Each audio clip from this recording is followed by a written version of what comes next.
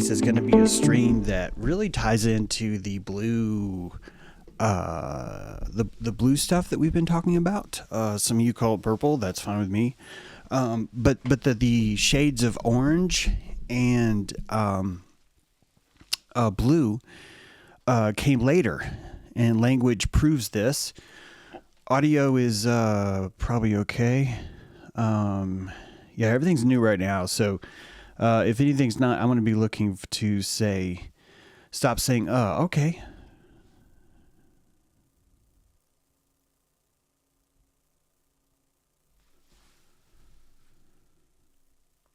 I don't know how to do that. You know, I bet there's an AI filter.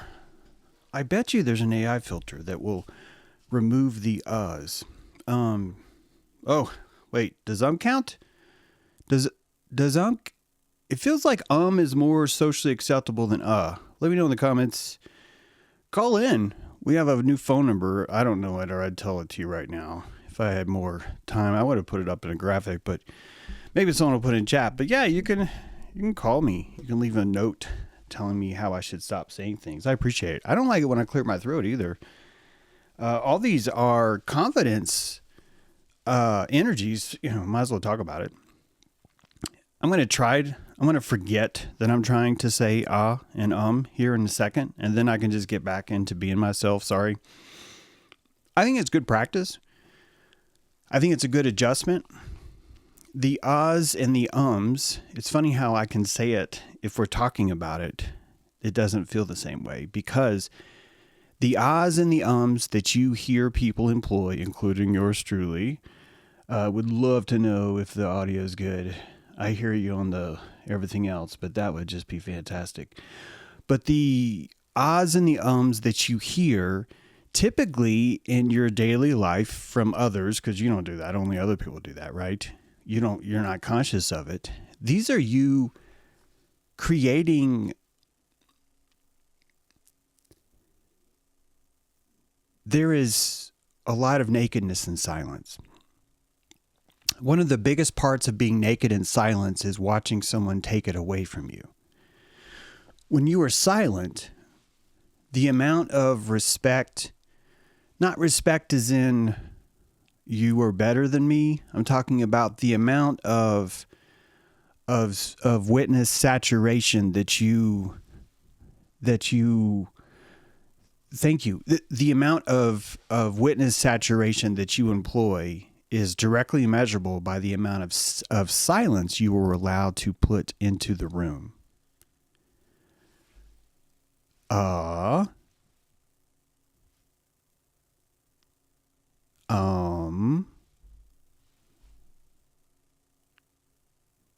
Do you see what I mean? There is I have a pretty good, let's be honest, I got a pretty good silence distance. I got a good long throw on my, it's like a driver. I got a nice one wood when it comes to silence. I can hit silence farther than a lot of people. It's just true. I think it's because I practice. I think it's because this is what I do. And I also think that what I do really makes me nervous. And those come out as a result. Why does it make you nervous? Mostly visual. Get a lot of complaints about, or I hear a lot of complaints about how I might look. And that's one of the things that I don't really know how to change that. I know a lot of you guys are like, you should groom obsessively. And I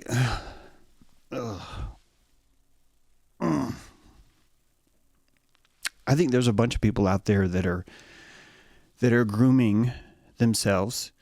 And I think it's great. I love this hobby. I love that I get to watch people do this hobby. Seriously. I think it's fabulous. If we weren't doing that, it'd be great. I also think it's a hobby. I think it's something that people just do. They're just like, what are you doing? It's like, I'm into grooming. It's like, oh, where are you going? I'm going down the store to get me some grooming supplies. Oh, really? That sounds, yeah, it's going to be fun. Well, I'm going to cut my toenails with a device that I saw on late night TV, bitches. I'm going to condition my hair. I'm going to remove my split ends. I'm going to shave certain parts of my body, but not shave other parts. And those parts will determine how acceptable I am. This is a great game. Seriously. It's a great game of peekaboo. It really is. It's like, I want you to look here, not here. I want you to look here, but also here. I want this part of you to seem much longer than it is now. I've been really, really perplexed by the waist. We have a belly button and then we have a waist. These are very different areas of the body. It's true. When I buy pants, everyone wants the waist to be where the belly button is. They want the belly button to look out, but to have a place to rest its chin as if it's doing an eye test. And I am more like, yeah, but the undercarriage curve of my belly is, and that's where your waist is. That's the keel of it all. And a lot of people don't like that.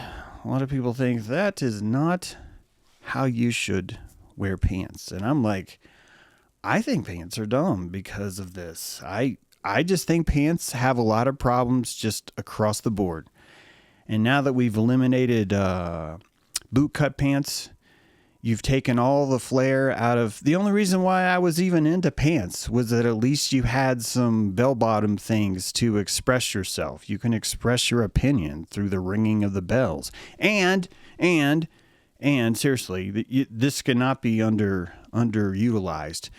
Bell-bottoms are a flotation device. If you fall off a boat, let's say you're in a party boat, you fall off. Let's say there's an Israeli Mossad operation, and the boat's been commandeered to take it to a certain island, and you had to jump off and to save your life, so you did, and you had bell-bottom pants on, you'd be able to tie those babies together, create a flotation device. Yep, sharks would come by and go, dude, you were hip as fuck. And you'd be like, I know, I'm not ready to go. If you were in skinny jeans, you'd be begging the shark to come by. The shark would come by and go, oh, wow, look at that. You're wearing pants and they're skinny jeans. Oh, my God. What has happened to you? As he's kind of swimming, he's kind of dog paddling around because he feels sorry for you. He's like, do you mind to help you out? Do you mind to help you out? Do I have a show? I was probably lying to you. But I do, actually. I want to put forward to you the idea that the birds of ancient Greece, the early Greek language, ladies and gentlemen, that birds taught humans how to speak before humans learned how to talk. As I've told you before, the colors were much simpler then. Whether or not they existed in the world is a discussion for another time. The point is that the conscious mind did not have the resolution as it does now to perceive things on such a scale as to give you things such as orange or purple. These colors are blue. These colors are on the outside spectrum. Their neighbors are red and purple. Red is the Malkuth, the lowest form of visible amplitude of acoustic signal. Acoustic, I'm using in a very broad term. Electromagnetic wave is something that you and I really cannot perceive, but you and I can picture a bass. And that bass, the lowest bass you can hear is red. It's this kind of a thing. And you have to listen for a while. A bass solo is very difficult to play because you need to allow more space between each pluck, even before sound even comes out. Or I should say before sound is consciously perceivable. Because the sound comes out, but we're talking about a different thing. We're talking about a perception. The conscious growth of color and sound carried the same pathways, and these same pathways led to a linguistic evolution, a new kind of species called linguistics that existed in the meta that you and I know now as language, or music, or number even number. And so I'm suggesting to you that the birds taught humans how to speak before they learned how to talk, because the very birth of language itself is song. You might think that we learn to sing after we learn to speak, and I'm telling you that we learn to speak after we learn to sing, and that what we are speaking now is just simply a different version of song. A kind of song that has a alternating current to it. It's an alternating current that's a little bit different because it carries the waves of propaganda, which some of you might think is a bad word, so just replace that word with information. And that this information is utilizing the alternating current part of this communication in order to create telepathy. And so the birds have been teaching you telepathy the whole time. There's a link in the description to a wonderful article, and I've pulled some of the things out of that article specifically to show you right here. And I cannot think of the name of that article, and if someone in chat would look at the description and put that name in here, I could then say it without having to like reset the screen and do all kinds of crazy things. But these 4 verses are showing you the musicality of language itself. And this would be known officially as iambic meter. And that these iambic meters would be expressed simply by the rhythm, the difference of the rhythm of it all. And so we begin with the iambic dimeter, which is the expression from Cunningham, Meditations on a Memoir. It's not important what these verses are. It's important how they sound, which it goes, who knows his will? Who knows what mood his hours fulfill, his griefs conclude. Ba, ba, ba, ba, ba, ba, ba. Ba, ba, ba, ba, ba, ba. We hear something deeper in this rhythm. This rhythm creates the exact same kind of phenomena that I spoke about on Dojo Earth Radio. If you missed it, it's okay. But the idea of something being peculiar is a two-pronged hypnotic spell. The first prong is what I am telling you will end soon and will have a resolve. This is the first thing that it has. The second is you do not know when that will happen. So it's a hypnotic state. This is a hypnotic state that I give you, and you think it will resolve because the rhythm, because the rhythm carries it. It creates a spell of information inside of you. It's okay. And you are hypnotized because of those. You're only hypnotized because it instills 2 things. One, that this will resolve somehow. Resolve is a very broad term on purpose. And 2, you don't know when. So you know something for sure, this will stop. And you know something for sure, and you know not something for sure, which is when. And these 2 things, this is the heart of all seduction, my friends. This is at the root of all forms of seduction that we employ with each other. This is, I think, why this kind of rhythm, this iambic dimeter persists. And if you think about what the birds are teaching you this very first lesson, which is how to hook someone. You hook with the idea that there is a resolution, which is an invention, quite frankly, that wasn't there before. There's no such thing as resolution until I was to start this pump and tell you that it's coming real soon and you are waiting for it. And this is the hypnotics of certainly of music, but it's so much deeper. I'm telling you, this is the hypnotics of all signal. It is the idea that you are about to solve something and you do not know when. You are about to receive some sort of constellational firework in your brain. It could suck. It could be great. It doesn't matter because you're hypnotized by the resolution of it. The Jack in the Box is a kind of attention. It is the way that you hypnotize a chicken if the chicken was yourself. You hypnotize yourself using these tools all the time. Iambic trimeter.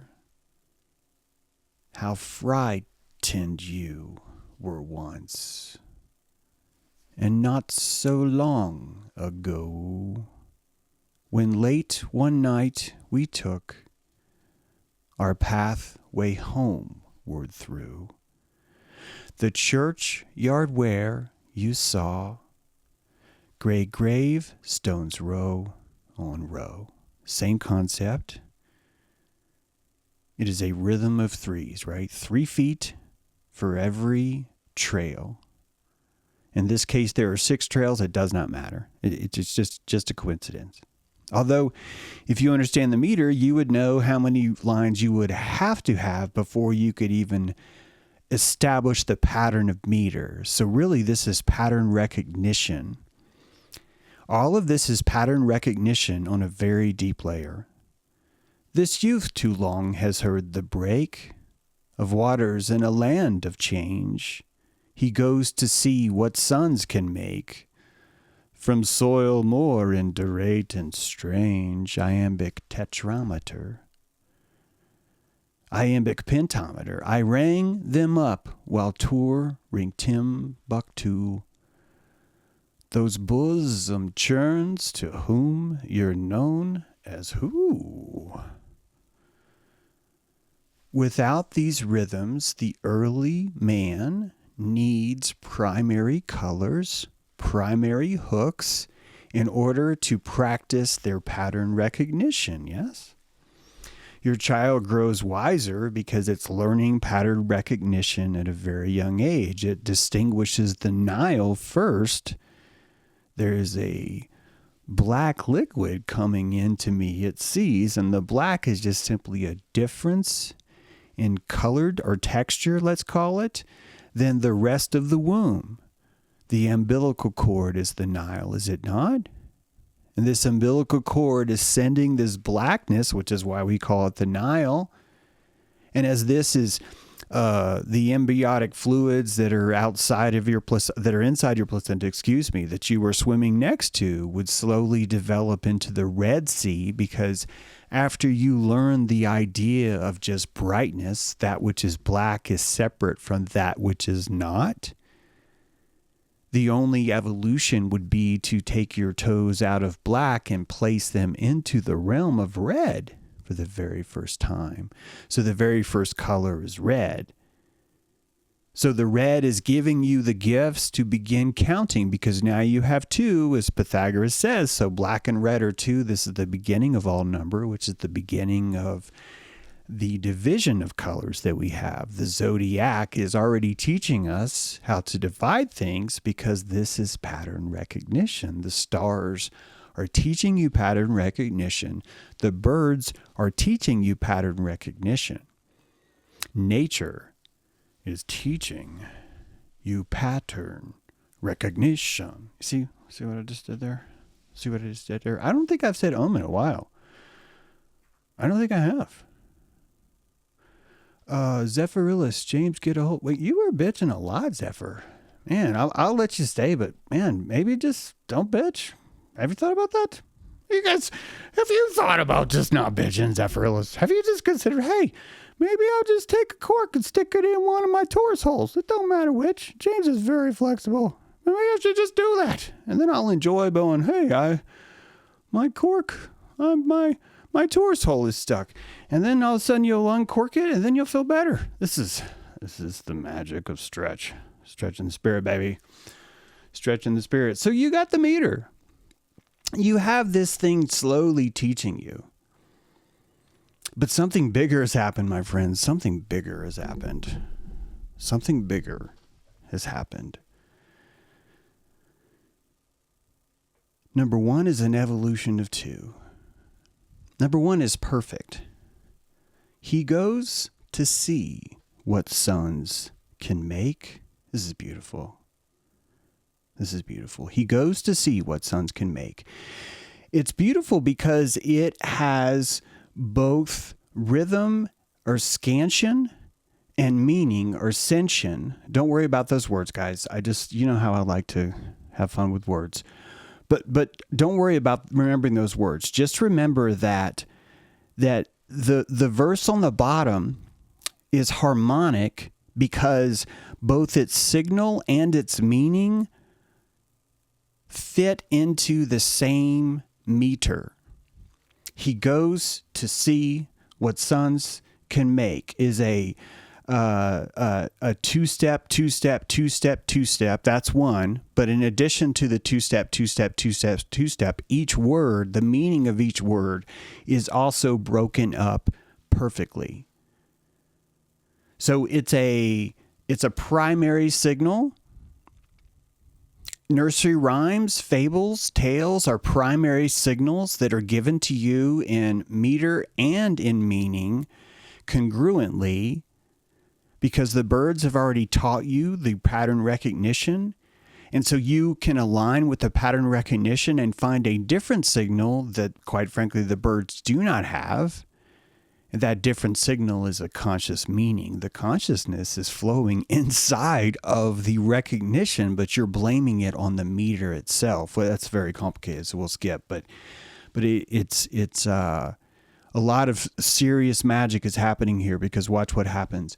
Beauty branches into rhythm and meaning. It evolves, my friends. It evolves.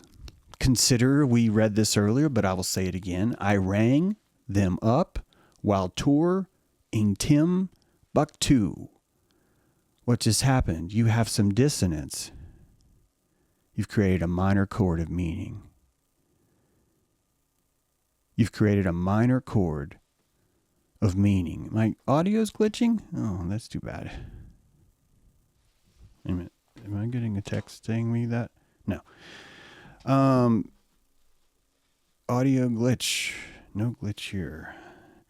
I'm sorry to be paranoid, but it really could be restream or there's so many things new. I'm just going to keep going. I'm sorry. You know what? I got a good recording here. So, but thank you for letting me know, seriously. And I like to know as I'm talking. So, you're not interrupting, you're helping. It's a little bit bumpy right now. We got some new things going on with technology here. So thank you for watching James True. Do you see though how now we have two branches? We have a rhythm branch and a meaning branch. The rhythm branch is still there. I rang them up while touring Timbuktu. It might not make sense there, but it does when you look at it in here. I rang them up while touring Timbuktu. Those bosom turns to whom you've known as who. And so you have the ba-bum, ba-bum, ba-bum, ba-bum, ba-bum. And ba-bum, ba-bum, ba-bum, ba-bum, ba-bum. So you have both of these kinds of things, but now the meaning is different. The meaning is this. I rang them up while touring Timbuktu. That's, oh, fuck, that's hard. You know what it's as hard as? It's as hard as a minor chord. It's as hard as a major chord. It's as hard as an augmented chord. When you're used to major chords and someone throws in something chromatic, you're like, what the fuck is that? And that's what this is. So we've created a single strain of propagation used by birds, and we've turned it into a sentient, cognitional, propaganda, telepathy machine. That's what we did.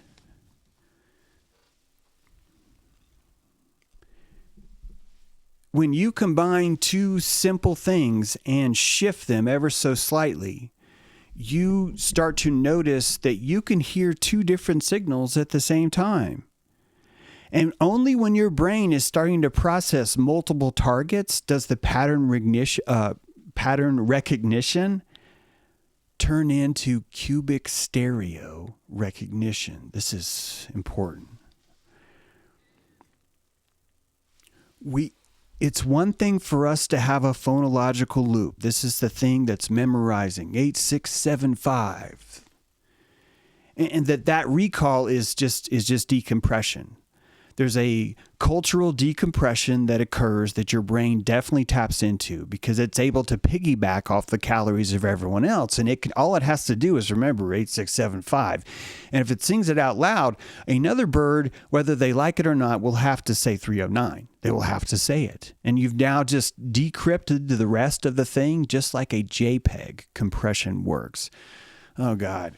This is what JPEG does. JPEG predicts what the pixels should be after they're decompressed. I swear that's what happens. And how does it do that? It has a community-based algorithm that it says, hey, if you got a bunch of black in the sky and I show you gray and then nothing else, you can just fill those pixels in with gray, man. It's all good. It'll all work out. And the photo's like, are you sure? JPEG's like, are you sure about this? And the compression's like, trust the latency, my friend. Trust the latent space of this whole thing. As Pi says, right? I mean, Pi frickin' nailed it. Dude knows what he's talking about. If you don't know, you should check chat. Always some wise things coming through. Love you guys. There's a phone number you can call, but we'll get to that later. So as you can see, this is a two-pronged signal that we didn't always used to have. We did not used to always have this signal. What is Morse code? Yeah, A is a dot and a dash, if you didn't know that, and B is a dash and a dot, dot, dot. And C is a dash, dot, dash, dot. And D is a dash, dot, dot. And E is a oop. James, what was E? Oop. And F is a that's an F.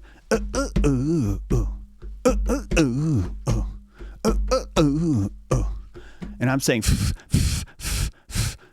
and you're listening because there's an amplitude here. There's something in the signal that is giving you pleasure, and that pleasure is propaganda. You believe that you're onto something. You believe that you've tapped into a code, and there's a special message being sent by the squirrel on the other side of the forest that's flipping his tail going, and what you hear is something annoying, but what the squirrel's doing is telling you the fable of the Iliad. He's telling you the whole thing. But you don't need the whole thing. You just need 3/4 of it. Now you, the squirrel, are actually just building it in yourself. And this is something we do not notice about each other, that we stop listening and we start hallucinating after 8, 6, 7, 5. You are not listening. You are hallucinating. You are hallucinating. If any of you are too young and you don't know what that numbers mean, I don't know if you have a soul. God. Just said that. I just don't know. That's all. I just don't know. Let me show you something. Let me play you something. I'm pretty sure this is the right one. No,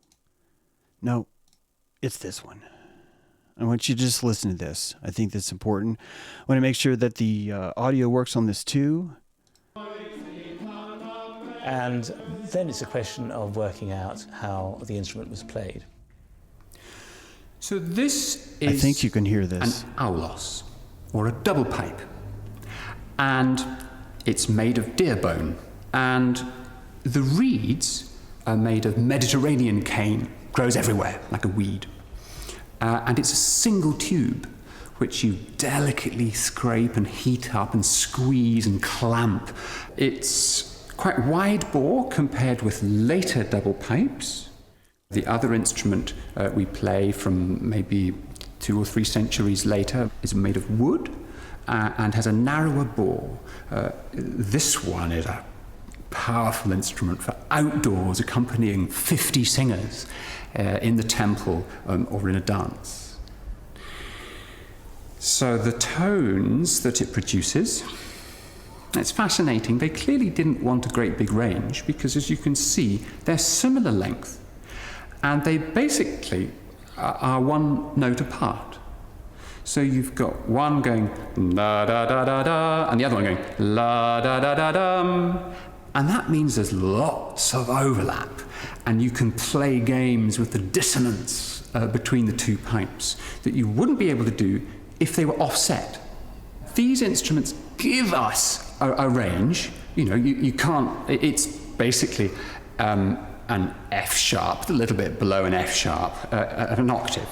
And that is, it lies beautifully with the other ancient evidence. So it really supports the reconstructions of the notations. So yes, when I accompany the Orestes chorus with this, we're able to play it at the same pitch it was written. It took a long time to figure out how to do that because the two lowest notes aren't available on a single pipe. So by switching the F sharp and the G between the two pipes, I can actually play the melody.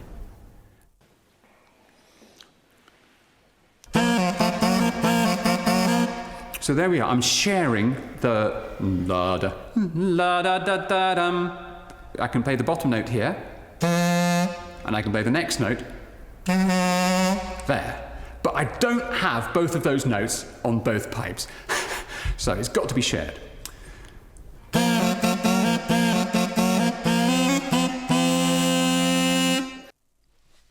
Okay, so this is like the early version of stretching the mind. The double pipes is pretty much most of the art you're going to see in Greece with these pipes. It's two pipes, and there's basically like a half step. He says a whole step, a half step, or we'll say a whole step, a step in between each note. I think he means a half step. Though I really do. I just think he's just trying to talk to TV. And I hope that you can understand that this would be exactly the kind of schism sound that we would need to see in order to start discerning more than primary colors. That there would come a time when we would want to practice discerning rouge and puce and peach and pink out of red. And that we would need some sort of mythological guide that would take us to that place. And I think that culture's doing that. The fashion of culture always knows what would dilate you as a human.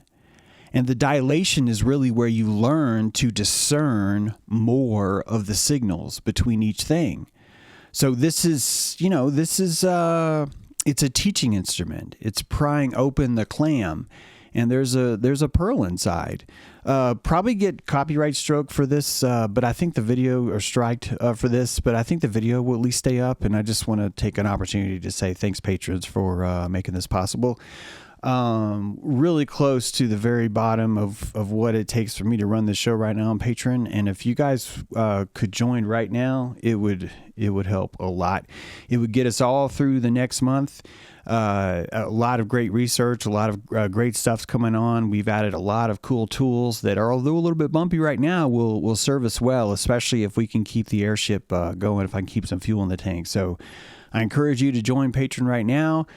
Gives you access to a lot more content, a lot more special sauce and whatnot, and it allows me to do things like show you things that I know are going to get copyright stroke, which is, I think, important because I want you to understand how this works. How this works is, in early ancient Greece, So first of all, this is not the fault of academia. The not knowing this is not the fault of academia. The Bering Strait is a theory that for a long time we've said, well, people got to America because they came over the Bering Strait. And that actually is an assumption of what science was saying. What science was saying is we have evidence that people came across the Bering Strait, but we don't have evidence of anything else right now at this point. This makes people say that scientists are lying or wrong or covering up or whatever. And it's the process that covers it up. The process comes through the legitimacy of being able to point to evidence that honestly isn't real or true. It's just simply harder. There's a belief, there's a clergy that accepts certain evidence.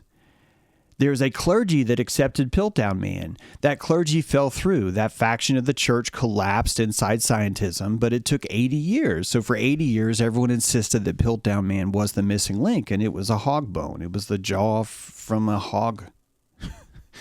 And for 80 years, it sat in the Museum of London. So I'm not even defending science, but I'm telling you that the process of this church of scientism is actually using scripture, but in a very tangible way. It just means what we say we believe is that which we have scripture for. And the scripture for that comes in the form of PubMed, or comes in the form of papers that have been peer reviewed, or you would hope so. Now, I've shown you in We Have Much to Unlearn that even the peer reviewed papers, over half of those will turn out to be false. I've also shown you that most of the lab results that people come up with is actually not able to be repeated. If it's not most, it's at least 40%. It's a very, very high percentage is what I'm trying to say. So this is not, I want us to understand what science is. I don't want to defend or bash science. I want you to understand what it is. It's a special kind of religion that has a clergy that's just based on, can a majoritarian confirm something? That's really what it is. I have a theory, and if you can repeat my theory, then you can confirm my theory too. And both of us get to pretend it's absolutely true because both you and I got the result. And as long as we have enough people that have done that, we just made a fact. Boom, we just made a fact. So the inability for us to look back and see what ancient Greece was really like is not really a tool that you would ever be able to rely on science to give you. You are going to have to compassionate the evolution of consciousness itself and use that as a cipher, because we do not have a brain atlas of what the brains were like in ancient Greece. So I can't prove or disprove to you how many rods or cones were being used by the opsin, really. It's the chemical that's determining colors. It's not necessarily the rods or the cones. This is our closest understanding of it, kind of like when we said that the heart was a pump and it didn't run on electrical charge. This is just what happens when you build anatomy before electricity's been invented. So when we look back at ancient Greece, this is why I find it so fascinating to consider that Homer didn't use colors except for when he spoke about how red the oceans were, how wine red they were, and how they look like, and blood in the ocean looked the same. So the color of the ocean water and the color of blood were the same hue. This to me is profound because they still have poetry, they still have ideas, they still have religion, but they don't have colors. The colors are subdued. They become ancient rituals that only certain priests know. Dendara is one of those examples in Egypt, but seriously, it's just one. You certainly had purple cults that were rubbing this special color that probably looked gray to everyone else except for those who recognized it. This would be a pretty freaking amazing magic trick that you could employ in the middle of the day as you're walking through the city. It's really no different than the Ash Wednesday. The idea of rubbing the ashes on your forehead is the same thing. In fact, they probably came from the same place. But how do we get there? This is what fascinates me, because when I look back, I see these steps that have been left in the mud of ancient Greece and all these other things. And we have to understand that how we use language right now is so much more complex. We have a forked tongue. Our tongue is forked because we can speak in propagation and or we can speak in meaning. And I think really this is at the heart of lying. With that said, I hope this will give you a closer idea of how simple-minded the language was. The soul, I think, was huge, but the comprehensive ability of the phonological loop when it comes to pattern recognition is really showing how underdeveloped it is in this little clip. Let's watch. So, in a stress accent, that means I'm sort of holding it longer rather than changing the pitch. It would be poi, ki, lof, ron, athan, ata, fro, dita, pi, Dios, dola, bloque, liso, my se, me, I, si, me, on the icy, damna, hot, nia, sumon. She is speaking as closely as she can in Morse code intonance, because back then the concept of stress, we stress different words, we emphasize different words with stress. Our intonation of each word has a certain kind of grip on it. And the amount of pause we have helps convey that grip, but the intonation of it is a pitch that is fluctuating between the word, and she's telling you that that did not exist. She's telling you that the stress that we employ could only be conveyed through pitch. Through pitch. Why? Because this was a simpler signal, guys. This is just like the colors. You're watching the signal of the voice do it too. Let's see if this helps you understand what I mean. Suffix stanzas have a very repeating pattern.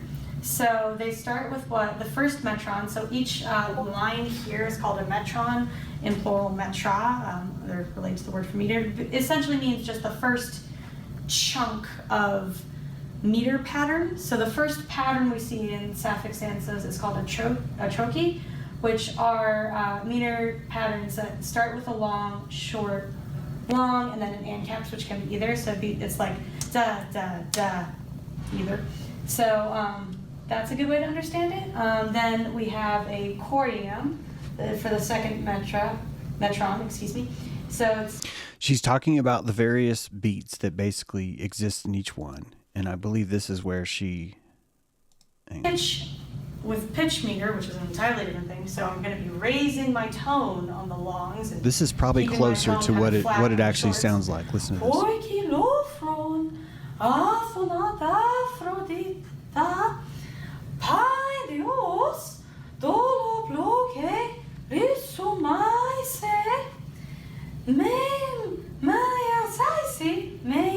On the icy, Dana, Potnia, Sumon. You can tell she's doing great. She's really shy. I think this is probably more accurate, and it makes a lot of sense if you think about it consciously wise. It's too complex of a signal. You're going to need an 8K brain to hear the way I say different words, because I can slow different words down and speed different ones up, and each word has its own song inside of it because of the intonation of each word. This is complex. This is 8K stereo, 4-channel, and 4 tracks have not been invented, so we are still on the single channel, which means if you want to convey a simple version of meaning inside of this AM signal, you're going to have to compress, because this is a different wavelength. It doesn't have the same kind of resolution to it, which means you're going to have to convey your longs and your shorts, your dashes from your dots, in pitch. Now, she does not nail this at all, but I think technically she's showing you what it sounds like, and that's what I wanted you to hear. It becomes impossible. Guys, it's the same reason why I tell you the Vatican is full of sex toys that are in the catacombs. It's embarrassing. It's not secret underground technology. I mean, I know that'd be a lot more exciting, but it is secret underground technology, but it's sex toys. And the shame of what that is not going to make it in the light of academia. So too is the ill attempts of modern, even places like Oxford, to convey to you what this is like, because their job is ultimately to be the cream of the crop. Their job is to be the fashion. It's just a different kind of fashion. It's an academic fashion. What I'm saying to you is that I'm about to show you something that scientism thinks Greeks sang because they don't have any proof of the anatomy that I spoke about. Because they don't have proof, they assume it's not there. So they assume that we were just as conscious now. We have the same conscious resolution now as we did back then. And it's not only is it horrible, it's actually embarrassing to think that this is what our number one university thinks that this sounded like, because there's no opportunity to consider that consciousness was simpler then. And most people are making this mistake. Huge mouthful what I just said. Hopefully this will convey. Just listen.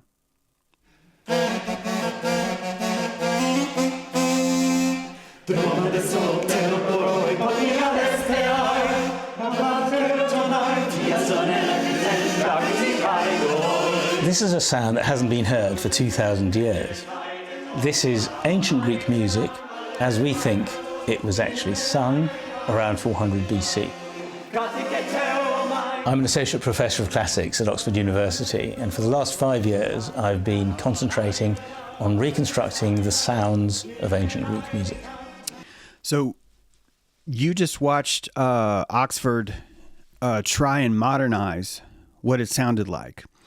You're listening to them try and sing like a Def Leppard song with the lyrics, and they're trying to fit the lyrics in. And I think the conductor had them go that fast because it's just awful. It's just, they know they're not doing it. I think that Barnaby, one of us sadly decided to say this is just gay, which means you can't really just like enjoy that. We have to think about it in a different way. But like Barnaby really nailed it on you, showing you how the two pipes work. The idea that those pipes were like half a signal away is, I think, a closer look at what was actually happening there. Keep in mind that even the lyre, these guys at Oxford have the strumming lyre, and they're using it with metal strings. But the lyre back then, these are like guts, like pig guts. So it has much more of a banjo-y kind of a sound. And if you think about the twang of a banjo, you're seeing two different notes that are kind of squeaking up against each other, which is giving the brain practice to start to discern between two different signals that are in the same place. So what did it sound like then, James? Because if Oxford couldn't nail it and that girl in the red dress was too shy, what did it sound like? And I think this is probably the closest that you'd find to that.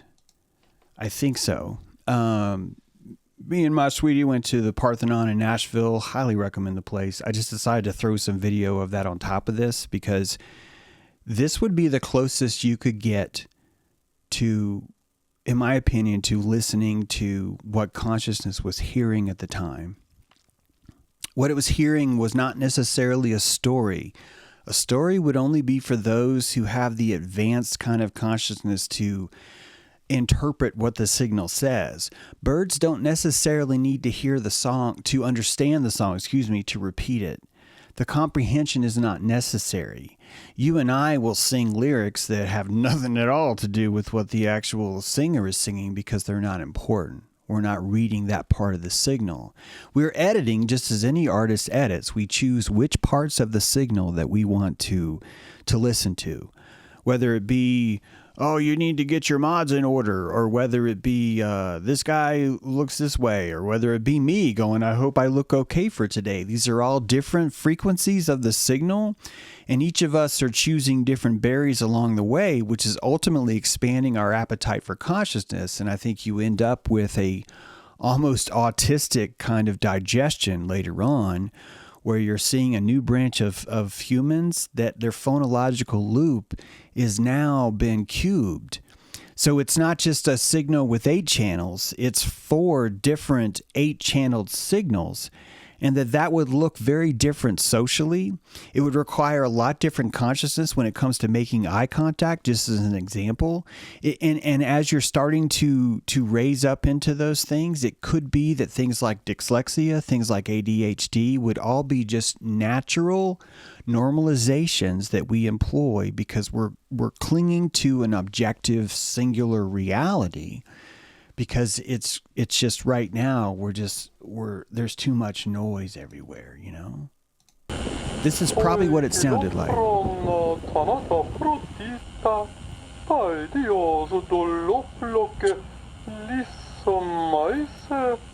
Mä massaisi määdoni jäisi tamna potnia tyymon.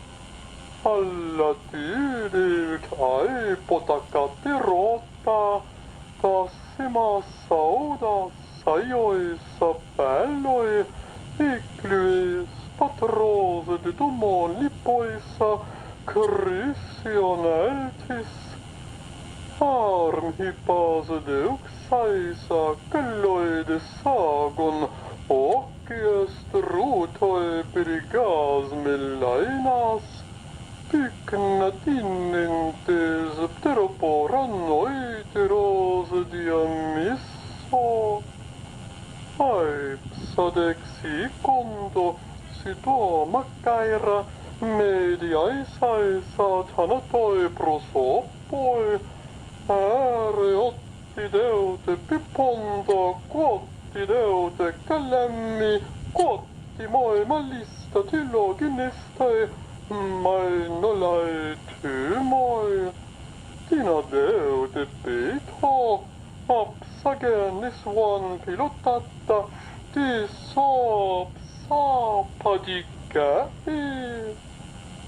Kai garai peugi taki osdioksi. Ai di dora mä tiket alla dossi.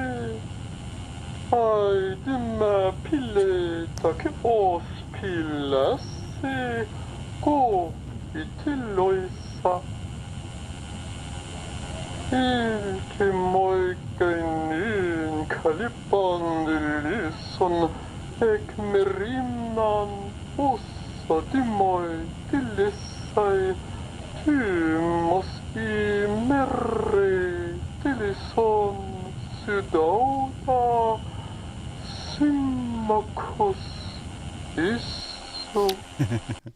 Yeah, a drunk Vietnamese guy is definitely one way of trying to convey what that sounds like. You're hearing that pitch has to convey long, short. It doesn't, even if you're not looking in. There's a tradition where you have, I think actually I have a slide of this. There's a condition where you have long,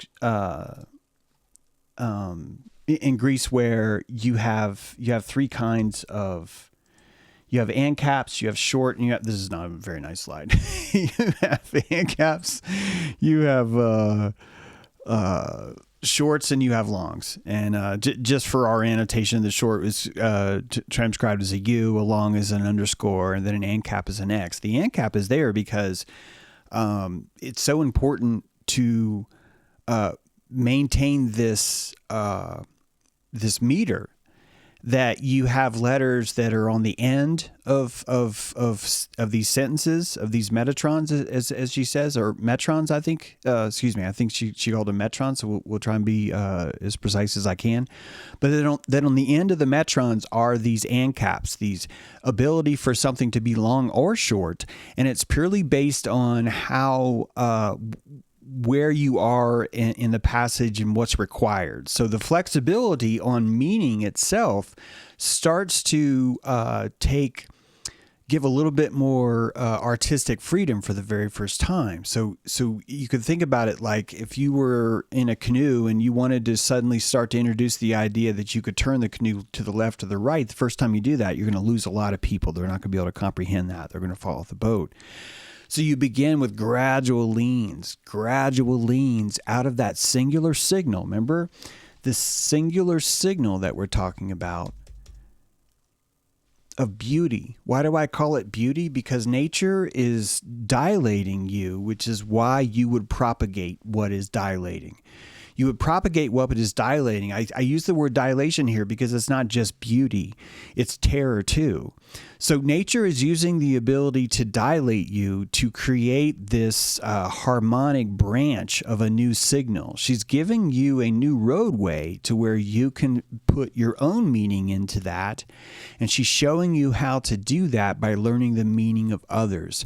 So you have the dilation of the story itself, This is the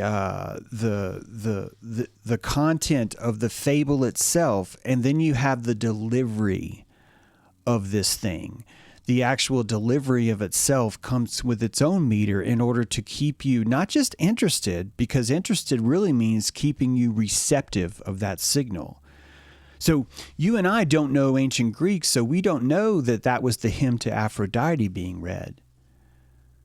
We don't know the story that's involved, but we notice that others around us in our community, they know what the story is involved, and they start to tell us these things.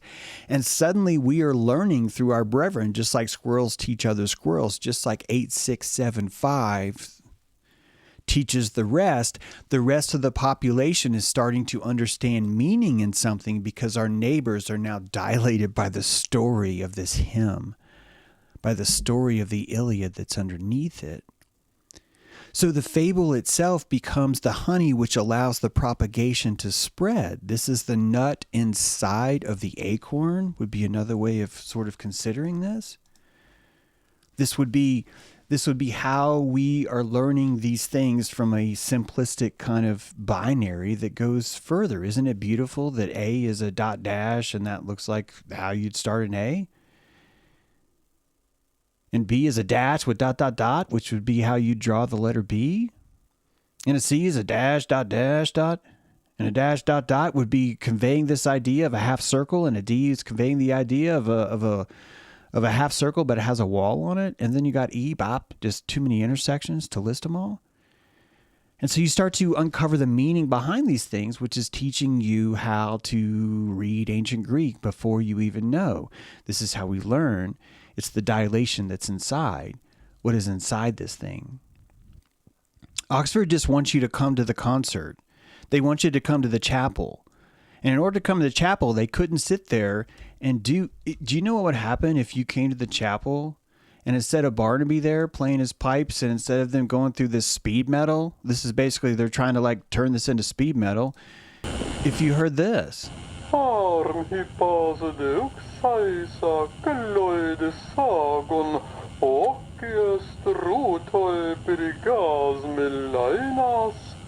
And I think the fact that it's slower is absolutely crucially important, which is another reason why I think Oxford got it so wrong. I think this had to be slow. This had to be very grindy. This had to be just very chanty kind of a thing. Because the amount of joy probably that was found just on the idea of predicting that there was some kind of resolve and all I have to do is stay on board because the honey would not mean as much if I did not know what was happening so far. And so I have to introduce things in the propagation like princess, magic sword, evil Sarko of Kuyancho, and the land of Kuyancho is ruled by a dark lord, and all those things are paying you to slowly learn to discern the shape between two pipes, a note that is never played. Teaches you all. What have I told you about the eighth gland? You're missing the eighth gland, and that teaches you all. It teaches you everything that you need to know. Everything, except for the phone number. There's a phone number you can use to call into the show. And if you call into the show, you can leave a message. And it could be that one day we will start to play these messages on air and respond to them. But until we actually have people that are calling, I can't do any of those things. So consider the number. James, what is the number? I haven't seen anyone post it yet, but I've posted it everywhere. It's going to be in Patreon. It's going to be at the top of, there's a community post on JTrue. There's a community post on Dojo Earth. There's a post on Twitter, and there's a post on Substack. All of those have that number. And that number, you can call it anytime you want. It doesn't have to be during the show. And you can choose to leave a message, and you can say whatever you want. I will screen it. But there's a good opportunity that some ideas could come to the show that way. Also, I want to invite everyone to check out Dojo Earth. We did a open mic night Saturday. That was a lot of fun. Thanks for everyone who tuned into that. I think actually I'm broadcasting on Dojo Earth right now because I didn't know how to turn it off. So. But yeah, Dojo Earth would be also a great place for us to move the discussion after the show and do things like that. I just can't do that right now because I am on my way out of town. We are having a gathering this Friday in Portland, Oregon, and you are invited. It is in a wonderful space. We're going to bring back the Greek salon. There's also a skating party. The festivities begin Thursday, 3/6. It's 369 Day. This event happens once every 9 years. So some people have been asking about the schedule. Thursday night, sort of like a meet and greet, kind of like we'll all hang out. We could go roller skating. I say we could because it might be that maybe we go roller skating Saturday instead.